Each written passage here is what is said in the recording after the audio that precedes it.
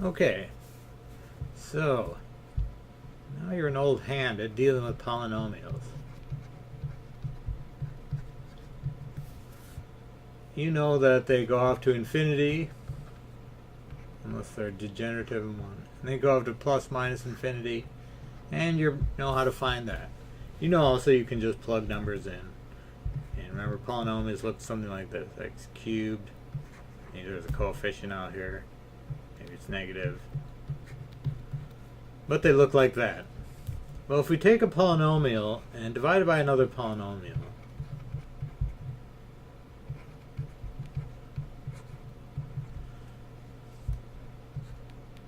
take a polynomial, divide by another polynomial, we get a ratio of polynomials. And I say they're ratio because we call them rational functions. The word rational just comes from ratio. So we divide two polynomials, we get something that's often not a polynomial. It's different behavior. It's called a rational function. And a good example of this is 1 over x. Rational functions have different properties. We haven't been talking about domain much with polynomials, if at all. The domain is all real numbers for polynomials. You can put anything in here, everything's fine. Because there's no zeros in the denominator. There's no square roots in these. I mean, x's to the square root. You could actually have a square root of 5, which is just a number in there. That's okay. But you can't have an x under a square root, or cube root, or any other. But here we don't have square root x's, but we do have x's in the denominator. So we have to watch out. For example, here we can't have x equal to 0. We can't have 0 in the denominator, so x can't be equal to 0. So what happens is there is an asymptote at 0. I'm going to write it right over here. Asymptote at x equals 0. Where x equals 0 is not a function, you can get any y out when you put in x equals 0, and x equals 0 is all you can put in. So that's it, a line that this function approaches but never crosses. You can plot points and see that it does indeed do this. If you have a negative x, you have a negative number, turns out it's down here. And these functions are very important, especially in things like physics. If you want to know the gravitational attraction between two bodies, force of gravity equals big G, mass of 1, mass of 2, over r squared, where r is the distance between the two bodies.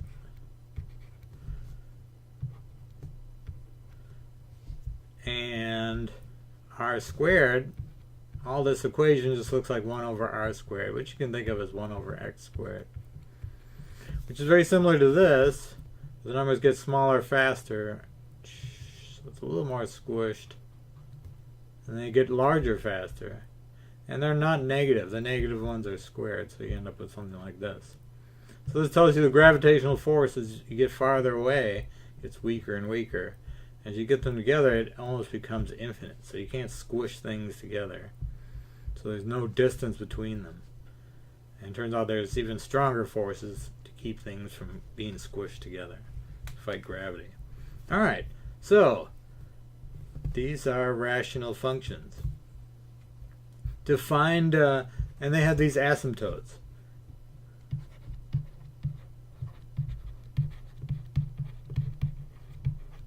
There's a P in asymptotes for some reason, I don't know why. Vertical asymptotes are easy to find. It's wherever the denominator equals 0. With a qualification. I'm going to do another graph here to show you something else that sometimes happens. I suppose you had this polynomial, x plus 1, x minus 1 over x plus 1. Alright, what does this one look like? Well, you can graph this in your calculator. You may just look at it and say, oh, I can cancel these off. This really looks like 1 over x minus 1. In that case, x can't be 0. I mean, x can't be 1. So it turns out there's an asymptote at 1 here. But also notice x can't be minus 1. Oops, x can't be minus 1. Although this gives you 0 over 0, and you can cancel this, you can get a number for x equals minus 1. You get 1 over minus a half. You can't, because the original form has this in it, you can't have x equals minus 1. So instead of just having regular 1 over x minus 1, which looks like this, you have a hole here, and x equals minus 1. Because although you can simplify this, this is the original equation. And so we have to go by this. We say this cannot be minus 1. X cannot be minus 1. This is okay for minus 1. This one's not, but this is our original equation. So it turns out it has a hole here. And we call this a removable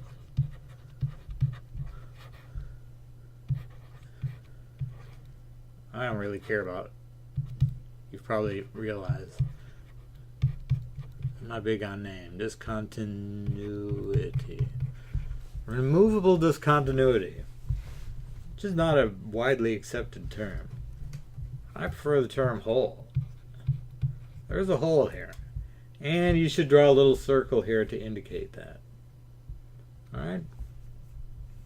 So this is a vertical asymptote. If something factors out, one of the reasons you have to factor these is to see if the factors cancel out. You get a hole here. If you do this in your calculator, you will also get this picture, and it should also, when you get to minus 1, it should say it is not defined. So you shouldn't get a value for minus 1. So that's all there is to vertical asymptotes. There's a horizontal asymptote. What about horizontal asymptotes? Well, 1 over x has a horizontal asymptote. 1 over x squared has a horizontal asymptote. And these are both at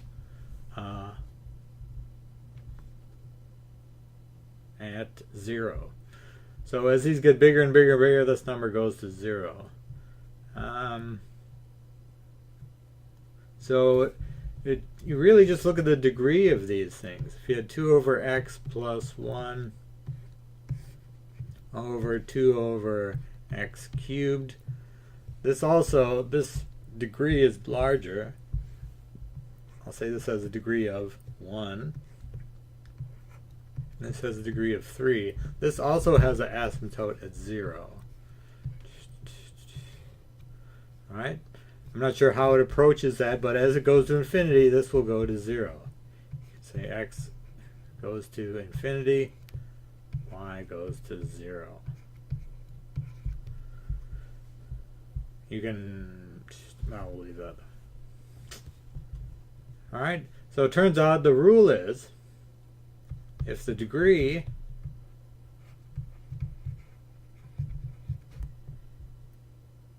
of denominator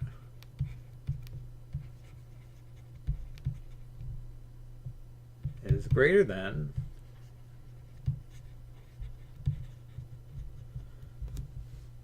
degree of numerator, I shouldn't have written all this out, numerator, then horizontal asymptote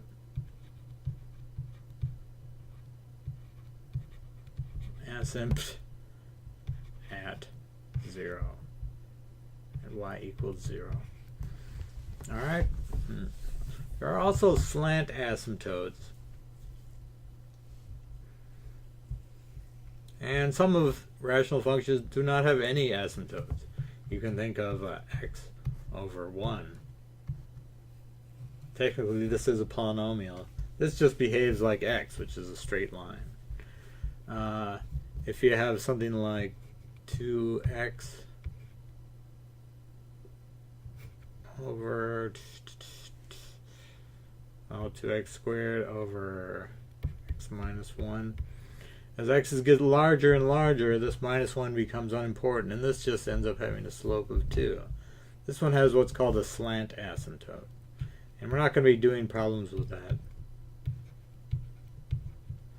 This approaches the line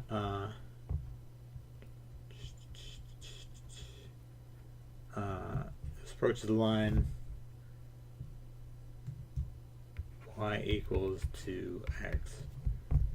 That's a slant asymptote. I'm not sure which side it goes on. I'm going to guess it goes like this. Some of them go like this. Okay, but the important one is a horizontal asymptote occurs if the degree of the denominator is greater than the degree of the numerator.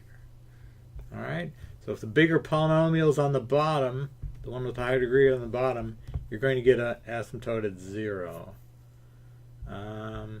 There's a case where you get them, if they're the same,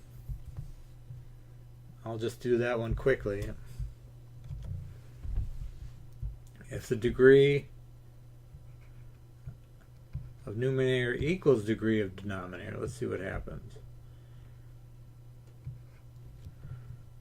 Let's say we had x squared over x plus 1 squared. Just for fun, we'll make it 1/2 x squared.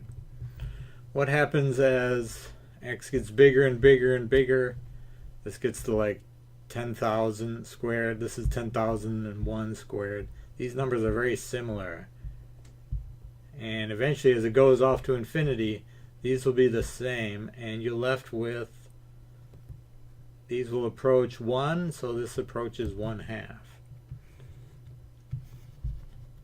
So if the degree is the same, then it's the ratio, the asymptote down here is 1 minus, oops. Make the line, here's 1, here's 1/2. Turns out this one has an asymptote at 1/2. I'm not sure which way it approaches. Again, you can always graph these.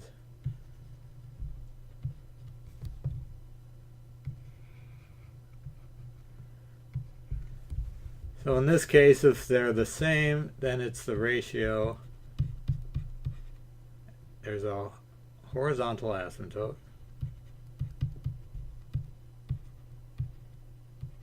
These just have the worst words in it. They're all gigantic. Horizontal asymptote at the ratio of leading coefficients.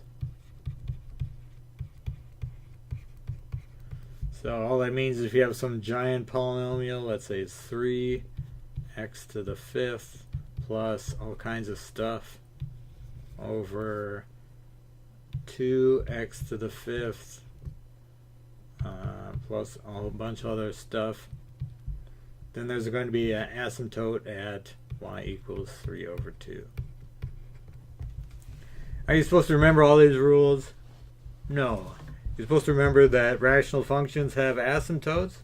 So when you graph them, you will see they often go off to, they don't go off to infinity when they go this way, and they often have these vertical asymptotes. Sometimes they have more than one, where they do go off to infinity. Sometimes, maybe it looks like this. This is a common one. So they have horizontal asymptotes and vertical asymptotes. I've said it a million times, I'll say it again. You can always graph these and see where the numbers lie, and you can do enough of these. If you forget everything about rational functions, you can just plug in points, and your rational function will materialize if you plug in points. These are just tricks to tell what's going on, and to be wary when you see a rational function, the polynomial in the basement here, that you're going to have to worry about denominator, and wherever the denominator equals 0, You may have a removable discontinuity, or you may have a vertical asymptote. Okay? There are slant asymptotes. We're not going to deal with them, but there are also horizontal asymptotes, where the ratio of leading coefficients, if they're the same, or if the denominator is larger, you will have a horizontal asymptote. Okay? That's about it. This is sort of a big section. I gave you a bunch of problems on these.